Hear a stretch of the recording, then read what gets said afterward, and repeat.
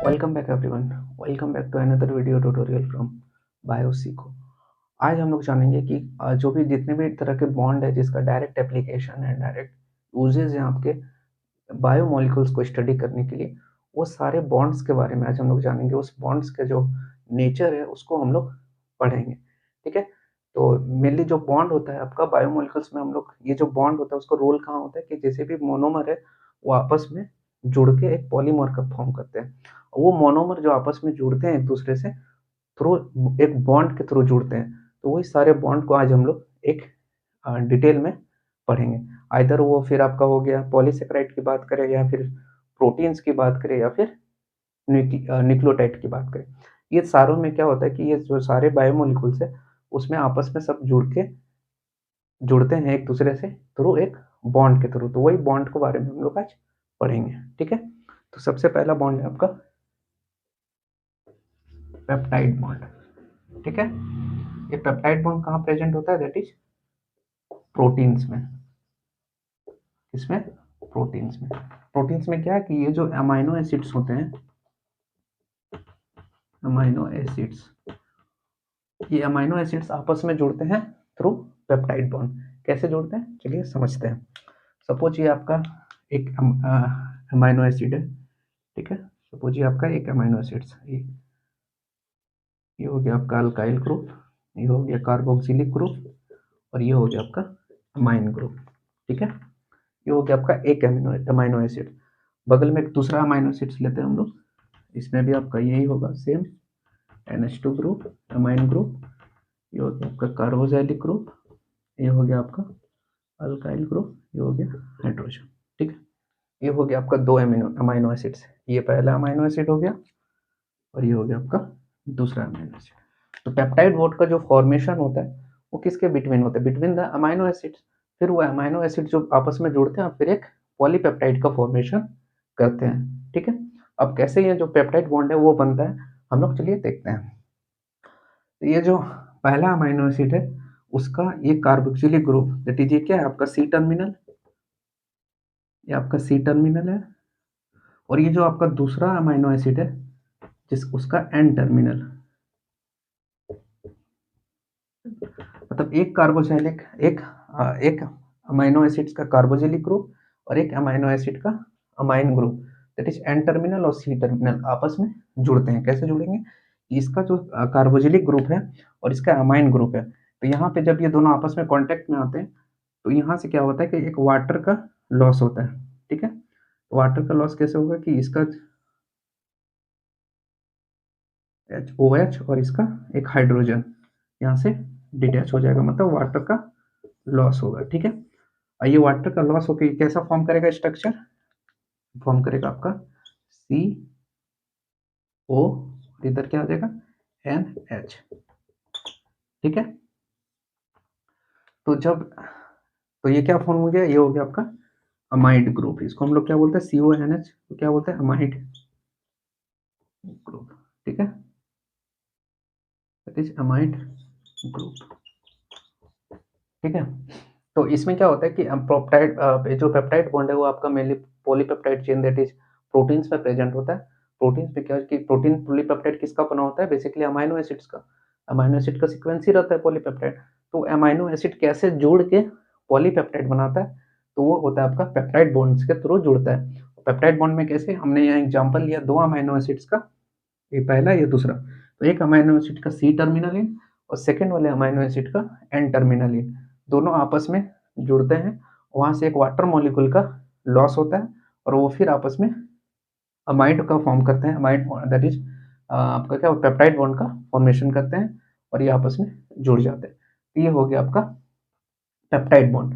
और ये जितने भी पॉलीपेप्टाइड है सारे में ये आपका पेप्टाइड बॉन्ड प्रेजेंट होगा। ठीक है। अब सेकेंड हम लोग समझते हैं इसका जो सेकेंड टाइप ऑफ जो बॉन्ड होता है हम लोग जो मेनली स्टडी करते हैं बायोमोलिकुल्स में, वो कौन से बॉन्ड है? That is glycosidic bond. That is glycosidic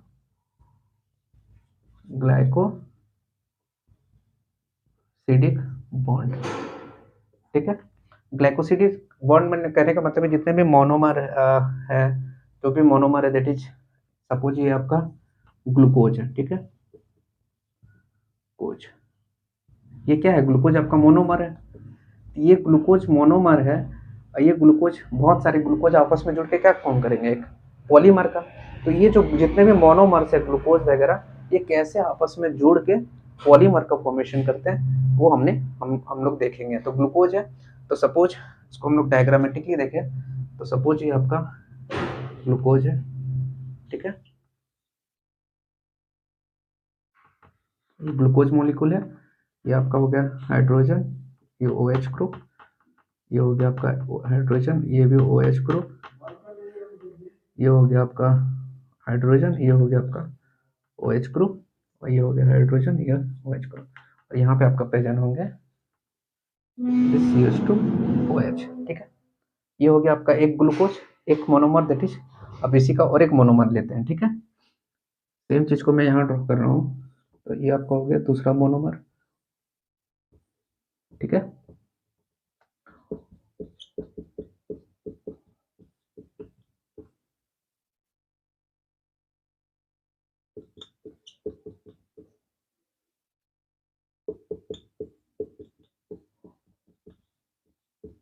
ठीक है, ये दो ग्लूकोज मॉलिक्यूल हो गया, एक ये और एक ये, ठीक है।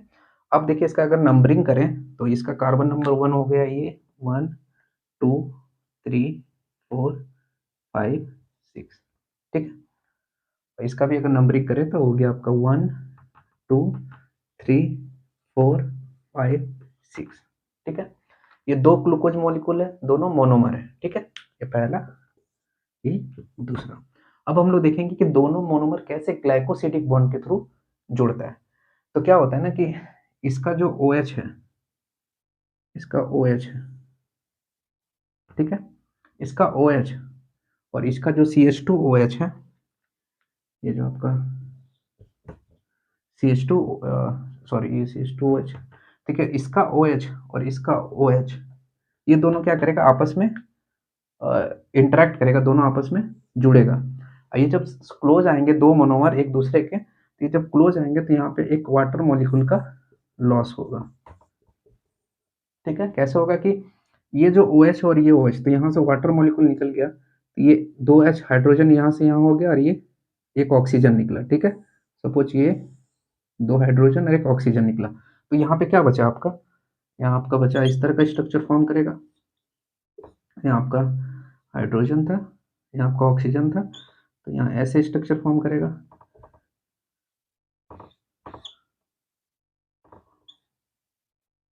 इस तरह से।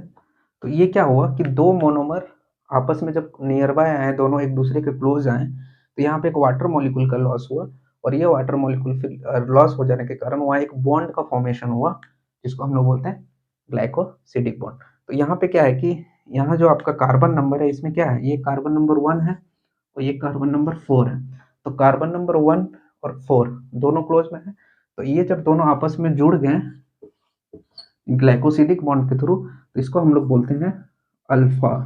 कार्बन नंबर 1 है इसलिए अल्फा, ये कार्बन नंबर 1 है 1, ये कार्बन नंबर 4 है, तो अल्फा 1 4 ग्लाइकोसिडिक लिंकेज, मतलब अल्फा 1 4 कार्बन नंबर 1 एक मोनोमर का, एक मोनोमर का कार्बन नंबर 4, दोनों जुड़ा हुआ है किसके, that is from glycosidic bond, इसलिए इसको हम लोग बोलते हैं अल्फा 4 ग्लाइकोसिडिक लिंकेज। अगर यही कार्बन नंबर 1 अगर 6 नंबर ऑफ कार्बन से जुड़ गया था तो हम लोग क्या बोलते हैं, अल्फा 1 6 ग्लाइकोसिडिक लिंकेज। अब यहाँ पे एक बॉन्ड तो हो गया स्टेट। अब अगर इसी स्ट्रक्चर को हम अगर फ्लिप कर दें मतलब पलट दें, तो ये कैसा बनेगा, ये बनेगा आपका सेम टू सेम ऐसे ही रहेगा, सेम टू सेम ऐसे ही रहेगा, लेकिन यहाँ पे क्या होगा कि OH ग्रुप ऊपर चला जाएगा और ये हाइड्रोजन नीचे आ जाएगा, ठीक है। और ये हो गया आपका OH, ठीक है, ये एक मोनोमर हो गया, ठीक है, ये दूसरा हो गया। लेकिन अगर ये सेकंड मोनोमर अगर उल्टा है, दैट इज फ्लिप कर गया, तो यहाँ पे क्या होगा कि इसका OH और H और इसका OH यहाँ से निकल जाएगा, वाटर का लॉस हो जाएगा, दैट इज वाटर रिलीज हो जाएगा। तो यहाँ पे किस तरह का बॉन्ड फॉर्म करेगा ना, इस यहाँ पे आपका फॉर्म करेगा इस तरह से, ठीक है। तो दो दो बहुत सारे बुक में मतलब दो तरह का बॉन्ड दिखाया जाता है ग्लाइकोसिडिक में, एक जो स्टेट दिखाया जाता है कभी कभी, और एक इस टाइप में। तो इस टाइप में रहा मतलब कि वो जो मोनोमर है आपका ग्लूकोज का वो फ्लिप किया हुआ है, ठीक है। तो अल्फा 1,4 कैसे बना समझ गए, अल्फा कार्बन नंबर 1 और इधर कार्बन नंबर 4, तो अल्फा 1,4 ग्लाइकोसिडिक लिंक। तो ग्लाइकोसिडिक बॉन्ड किसके बीच बनता है, that is monomer, to monomer of glucose है, तो वो ग्लाइकोसिडिक बॉन्ड बनेगा, ठीक है। अब हम लोग देखेंगे third, that is phosphodiesterase, phosphodiester bond के बारे में। फिर क्या देखेंगे हम लोग, फॉस्फोडाइएस्टर बॉन्ड क्या है थर्ड, फॉस्फोडाइएस्टर बॉन्ड। ये फॉस्फोडाइएस्टर बॉन्ड किसके बीच में बनता है, दैट इज न्यूक्लियोटाइड, ये बनता है आपका न्यूक्लियोटाइड। अब बहुत सारे न्यूक्लियोटाइड आपस में जुड़ के क्या फॉर्म करते हैं, पॉलीन्यूक्लियोटाइड। ये मोनोन्यूक्लियोटाइड, और बहुत सारे न्यूक्लियोटाइड आपस में जुड़ के क्या फॉर्म करते हैं, दैट इज पॉलीन्यूक्लियोटाइड। अगर इसका स्ट्रक्चर देख के हम लोग समझे तो सपोज ये आपका ये मेनली होता है डीएनए और आरएनए में, दैट इज डीएनए आरएनए में, ठीक है। अगर इसका स्ट्रक्चर की बात करें तो सपोज ये आपका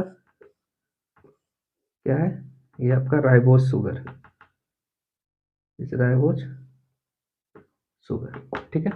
और यहाँ पे आपका क्या बाइंड है, सपोज ये आपका यहाँ एडेनिन बाइंड है, ठीक है। अगर सेम स्ट्रक्चर लेते हैं हम लोग दूसरा न्यूक्लियोटाइड का लेते हैं, तो दूसरा न्यूक्लियोटाइड में भी क्या होगा, यहाँ आपका राइबोज शुगर है और इस पे क्या बाइंड है, सपोज थायमिन बाउंड है, ठीक है।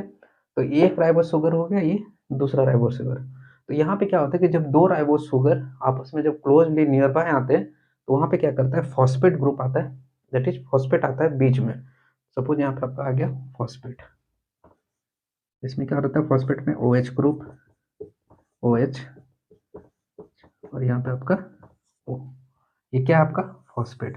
तो जब दो न्यूक्लियोटाइड आपस में जुड़ते हैं तो उसके बीच में आया फॉस्फेट। ये फॉस्फेट क्या करता है ना कि यहाँ पे क्या होगा प्रेजेंट आपका, यहाँ पे होगा आपका OH, यहाँ पे आपका OH,